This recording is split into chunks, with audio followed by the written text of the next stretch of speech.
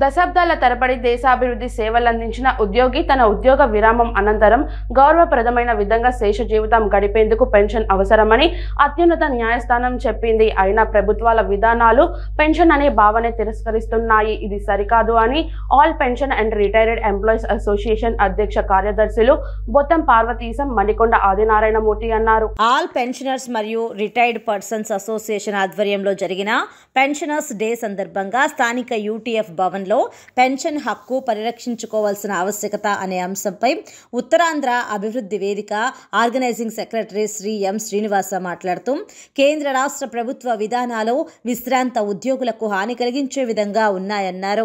Pension దయాభిక్ష కాదు, విశ్రాంత ఉద్యోగుల హక్కు అని సుప్రీంకోర్టు చెప్పిందన్నారు. అతి తక్కువ పెన్షన్తో తీవ్ర ఇబ్బంది పడుతున్న యూపీఎస్ విశ్రాంత ఉద్యోగులు ప్రైవేట్ సంస్థల్లో సెక్యూరిటీ గార్డులుగా పనిచేస్తున్న దుస్థితి నెలకొందని అన్నారు. ఇప్పటికైనా కేంద్ర ప్రభుత్వం వారికి న్యాయం చేయాలని అన్నారు. ఎల్ఐసి విశ్రాంత ఉద్యోగుల నాయకులు విజీకే మూర్తి మాట్లాడుతూ భవిష్యత్తులో అన్ని విశ్రాంత ఉద్యోగ సంఘాలు ఐక్య పోరాటం చేయవలసిన ఆవశ్యకత పెరిగిందన్నారు. కేంద్ర రాష్ట్ర ప్రైవేట్ సంస్థల విశ్రాంత ఉద్యోగులు పాల్గొన్నారు.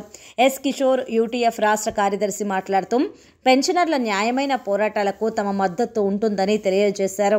విశ్రాంత ఐఏఎస్ ఆఫీసర్ జయప్రకాష్ నారాయణ పెన్షన్కు వ్యతిరేకంగా చేసిన వ్యాఖ్యలు ఖండిస్తూ సభ ఏకగ్రీవంగా తీర్మానం చేసింది.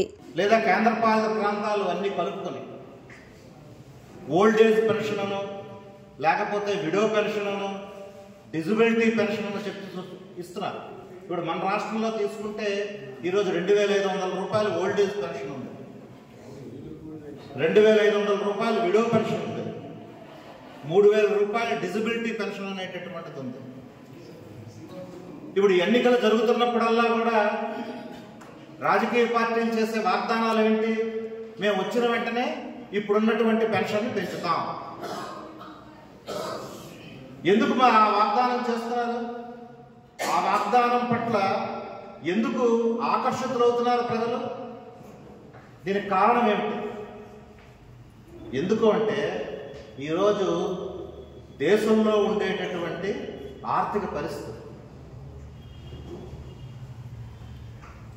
కాబట్టి ఈరోజు మన ప్రధానమంత్రి గారు చెప్తున్నారు, మేము అధికారంలోకి వచ్చిన తర్వాత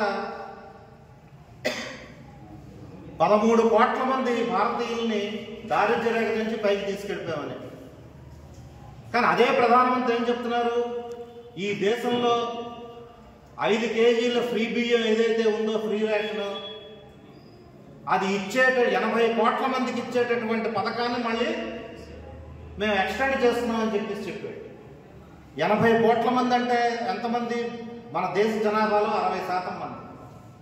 నువ్వు ఒక పక్కేమో దారిద్ర్య రేఖకి పైకి తీసుకెళ్ళిపోయినట్టున్నావు, రెండో పక్క 80 కోట్ల మందికి ఆ ఫ్రీ రేషన్ అనేటటువంటిది ఇస్తున్నానంటున్నావు.